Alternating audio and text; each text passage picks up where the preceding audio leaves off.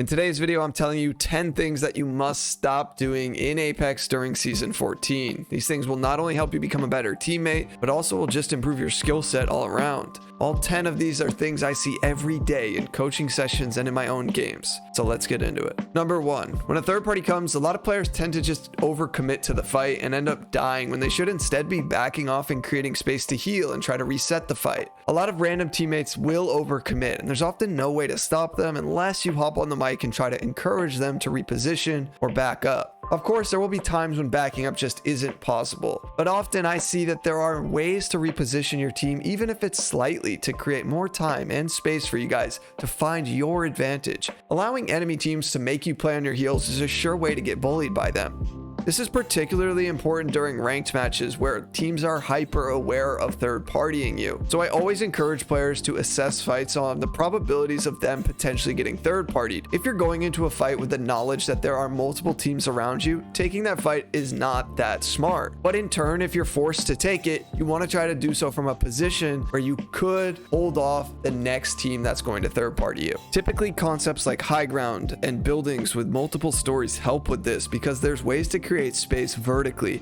and there's predictable paths like stairwells or zip lines that enemies will have to take in order to get to you and your teammates. Number 2, try not to waste items in your inventory. Things like ammo, grenades, and your heals. Of course, you're going to have to use them when you need to, but far too often players will engage in a fight that really isn't going to get completed. Like they're poking at an enemy team that's 80 meters away and trading damage back and forth, but there's really no end in sight. This is a sure way to deplete your resources. Then, usually when and if that team decides to push your team and close the gap to you, the necessary items you had are no longer there. Maybe you run out of shield batteries and you get cracked, and you have to slow heal on your purple armor. This will take you more time, and it could be all the enemy needs to knock you. Or maybe you use up nearly all of your ammo in one of your weapons, and now the fight is coming to a head. You only have your secondary gun. You have to play to your current loadout and inventory, otherwise you'll wind up in situations where you desperately need loot. There's really no options to get it. These next two are some of my biggest pet peeves as an Apex player, and I see them all the time. All right, number 3, landing directly on your teammates. Listen guys, the jump master can't break off from their teammates. It works the other way around. So landing directly on your teammate to loot the same exact area as them is just pointless. It's gonna screw one of you over for sure, if not both of you. I don't care if people want to cry out that this one's obvious. I see it multiple times every day when I play with randoms. Now, if you're contesting a team, you do want to land close to your teammates, but following their every step or not paying attention to where your teammates are looting is a huge reason why you could find yourself down bad on some of these early fights off drop. Each location that you drop into will have its own variables of where you should be landing and why, but by and far, never just trail your teammate. And if you're AFK and your teammate lands you somewhere, try to run in a different direction than where it appears your teammate is looting. Number 4, getting on the mic or the text chat to talk crap to your teammates once you've been knocked. Like, this should be a bannable offense. If you haven't said a word all game and then only hop on the mic to berate your teammates because you died,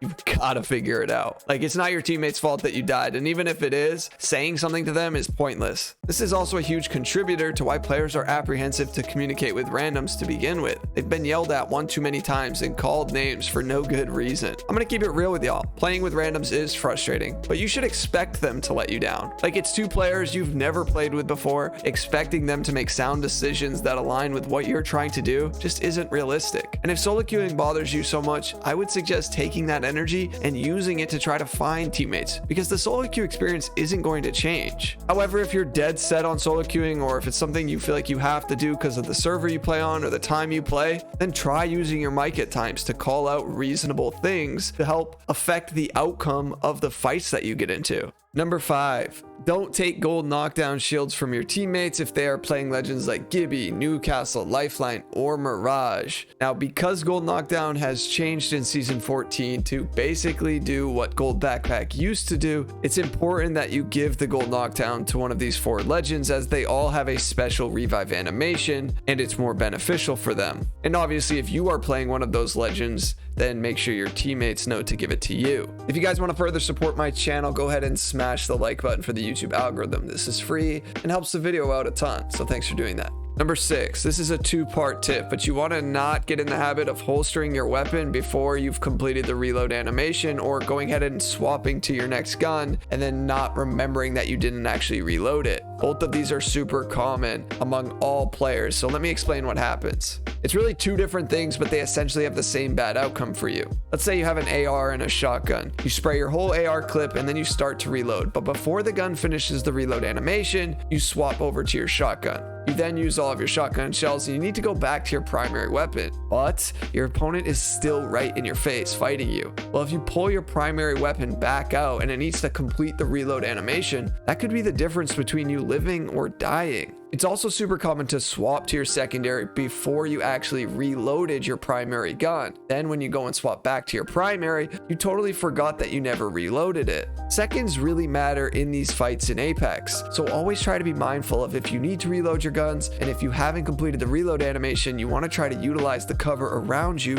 while you're reloading. Then peek back out and hopefully you can secure the kill. Number 7, you really want to avoid playing split up from your teammates. Now, I don't mean like all 3 of you are in separate parts of the map. I'm talking about playing close to your teammates while you're engaging in a fight or when you're about to engage in a fight. You definitely want to try to handhold your teammates. I mean, I know it can be very lame dying to teams like this when your teammates aren't close to you because it really feels like you don't even have a chance. But that's because in Apex, the time to kill is lengthy and many hands make light work. Playing close to your teammates may sound obvious, but I remember when I first started Apex, it didn't truly click for a while. And I think one of the main reasons is you may think you're close to your teammate or vice versa, but there's probably a 10 or 15 foot gap between them and you. And one of you is bumping into 1 or 2 enemies. It's really hard for players to win fights if they're outnumbered in a few second window. So I encourage you guys to really focus on your team's positioning at all times, but particularly when you're about to engage in a fight or when you're taking a fight. There is something to be said for teammates developing alternate angles, which means they have line of sight on some of the enemies, but they're not necessarily really close to you. This can be beneficial, but it really comes down to the layout of the fight, as each fight has a ton of unique variables going into it.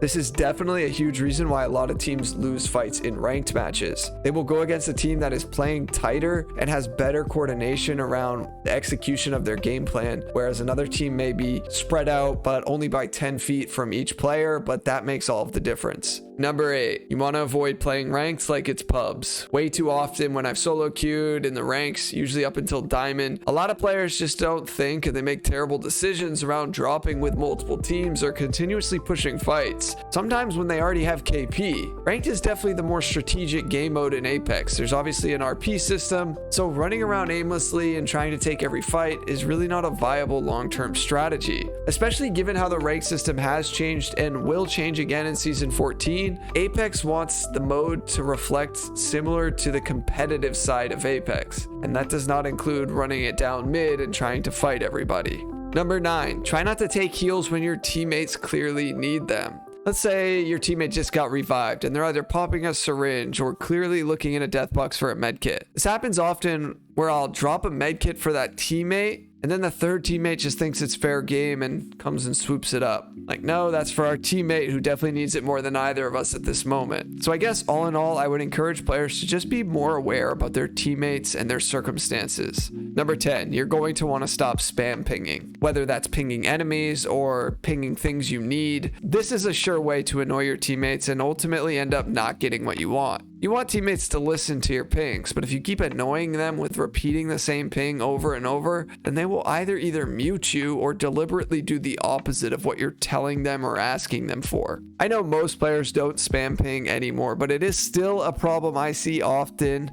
and so I'm just kind of encouraging players to understand the psychology behind what your teammates are going to think if you're doing that. Good luck in Season 14. If you're interested in how to improve your aim, well, I covered everything in this video here. Catch you on my next video. Peace.